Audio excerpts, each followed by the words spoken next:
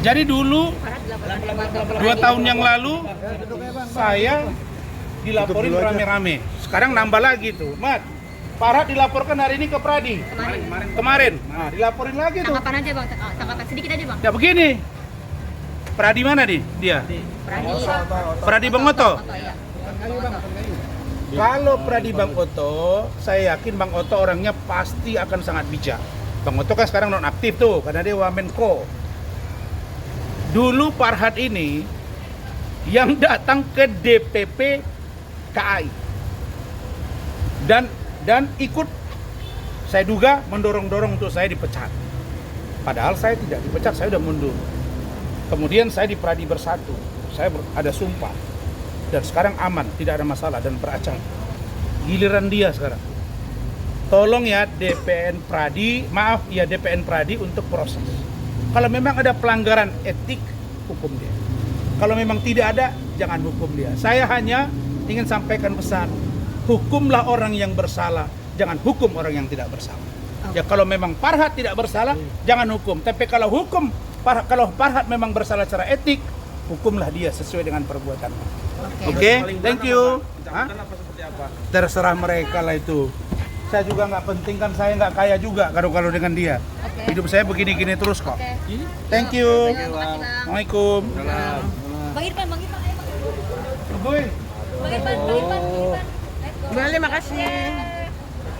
Thank you ya. Besok ya. Iya, Pak. Ya, besok kamu datang ya. Dia belum dimasukin ke grup kan, nanti saya masukin. Besok ke Jesra. Ya, Mat ya. Siapa mana? Si Wati. Hah? Beresin apa itu kan?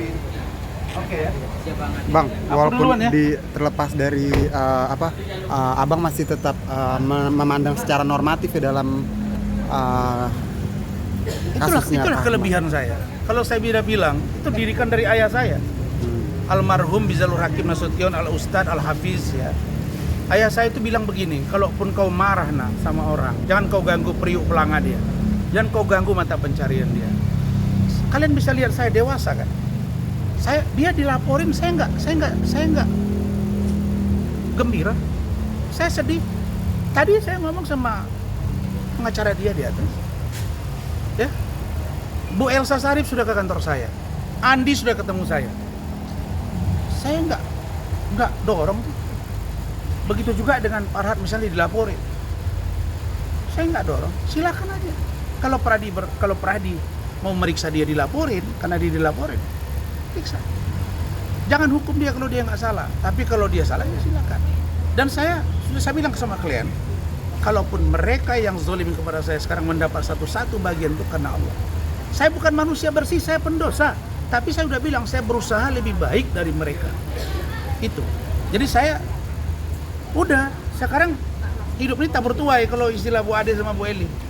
Ya, kau yang memulai, kau yang mengakhiri, kau yang menabur, kau yang menuai, kau yang menuai, kau yang menabur. Kira-kira begitu, balik aja. Oke? Tapi abang tetap mungkin di suatu saat nanti kalau emang Bang Om Eva ini butuh bantuan, abang siap ya? Apapun itu dalam bentuk apapun. Saya dikontak oleh Bung Krisnamurti dari Australia. Beliau komunikasi ingin memperbaiki hubungan saya. Saya bilang saya ketawa aja, tapi terserahlah bro mana yang terbaik aja. Saya kira begitu, ya. Artinya saya merasa dia bukan musuh saya, dan saya tidak pernah memutus hubungan dengan dia. Hanya saja barangkali saya waspada. Saya tidak mau terlalu dekat dengan dia karena memang saya dengan orang-orang yang begini harus hati-hati. Tapi saya tidak membenci dia. Ya, Farhat, kau ingat itu, saya nggak pernah membenci kau. Ketika kau dulu kenal saya di awal, saya juga mengenal kau di awal, kita nggak pernah ada masalah. Nah, kalau sekarang banyak masalahmu, hadapilah satu-satu. Saya doakan kau selesai urusannya. Tapi ke depan tolong jangan ganggu saya. Supaya kita masing-masing, kau sudah punya branding. Orang lebih kenal-kenal Farhat lah daripada Rasman dulu. Ya, sekarang orang kenal Rasman itu kan karena perjuangan dan ridho Allah. Tapi jangan dong halang-halangi satu sama lain. Kan kita nggak pernah ganggu hidup dia. Saya nggak pernah ganggu dia. Ini aja.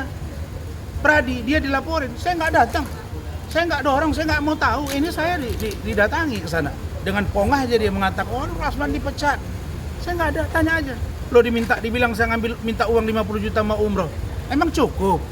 Umroh kami itu berangkat 7-8 orang. sekali berangkat tuh 1,5 M lebih. Mana ada, itu fitnah. Jadi nggak usah lah. Jadi dan saya nggak pernah ganggu dia. Yang nggak pernah saya ganggu Farhad, ya. Nah urusan Hotman nanti di pengadilan.